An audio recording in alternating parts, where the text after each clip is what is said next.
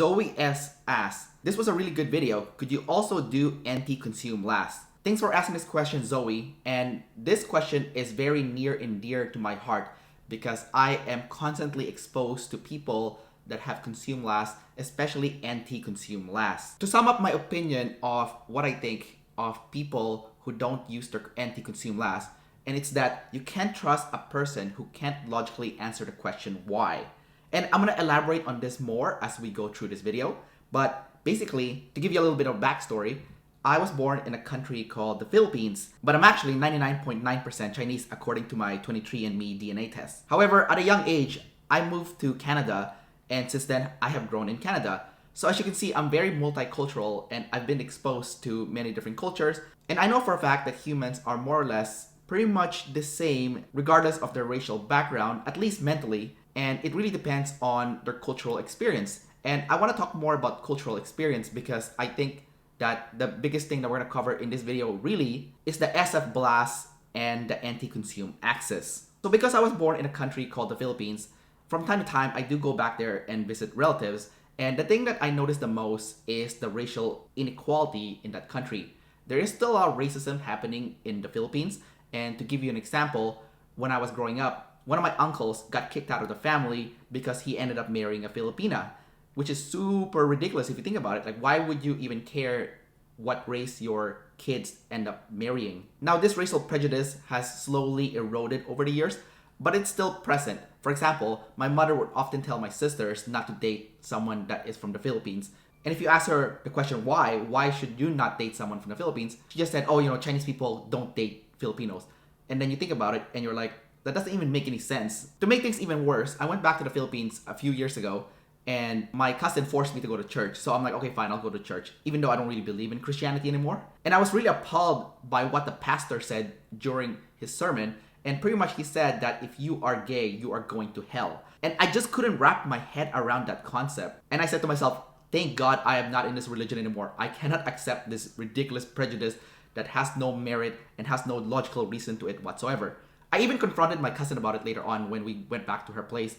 And she said to me, oh yeah, how would you feel if your son was gay? And I said to her, I don't care if my son is gay or not. That won't even bother me at all. And the funny thing is, if you question any of these individuals to why it's okay to be prejudiced towards a certain race or towards certain people of different sexual preference, they really can't answer your question, or they might cite something from the Bible or their culture. So why would people avoid doing anti-consume? Well, first of all, abstract concepts is hard to grasp if you are not someone that is dominant, because you can't see it. It's all up in the air, and a lot of it is theory. But the real reason why people would really avoid it is because if they really found out the truth about their beliefs, then it will destroy their worldview. And when your worldview gets destroyed, then you start losing your identity. And if you lose your identity and you start questioning people of the same background as you, then guess what? You're gonna experience a loss of social acceptance because it's not okay for a lot of cultures to question your beliefs. So which types is most likely to have anti-consume last?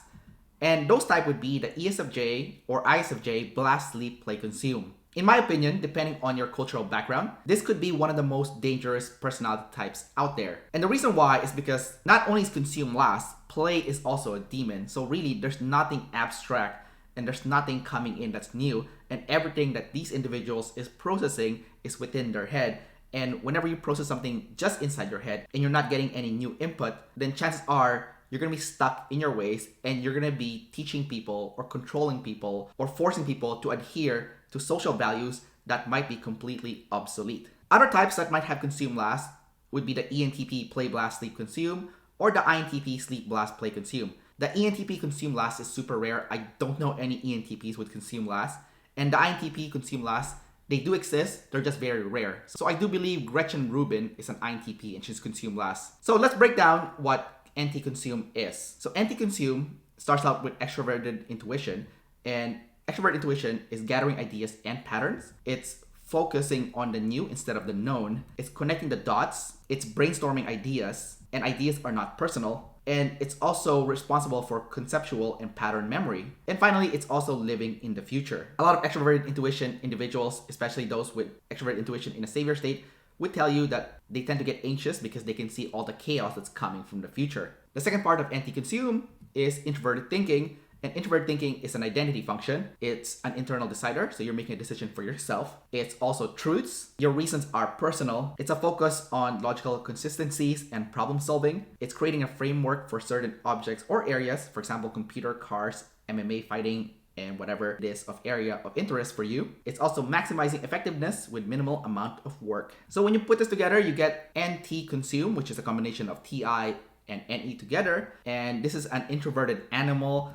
It's used to gather logical concepts, reasons, ideas, and patterns for yourself. It's gathering new information and systems. It's respecting the information. So earlier on this video, I mentioned that really the big problem here is the SF blast and anti-consume axis. So basically, with SF blast, you can't force people to follow your SF rules if you can't provide logical reasons behind what you're preaching. You can't just focus on your traditional culture or religious rules without being able to back it up with logical reasons. And you need to be able to rationally answer the question why. Now, this is very important because if you start using SF blast and trying to force people to adhere to your cultural rules or religious rules, and those rules are now obsolete, and they don't help mankind anymore, they don't even help your friends and family, they don't even help you anymore, and you're still stuck to it because you refuse to use anti-consume, then really you're gonna look incompetent, and at the same time, you're actually gonna be harming other individuals, because if you start being prejudiced towards a certain racial groups or certain groups of individuals that might be LGBTQ, chances are you are going to become a bad person. Instead, what you want to do is you want to be more like Bill Gates, and Bill Gates will question everything, and he consumes tons of books and always finding different reasons from different angles. So if you look at his website, Gates Notes, you can see that Bill Gates is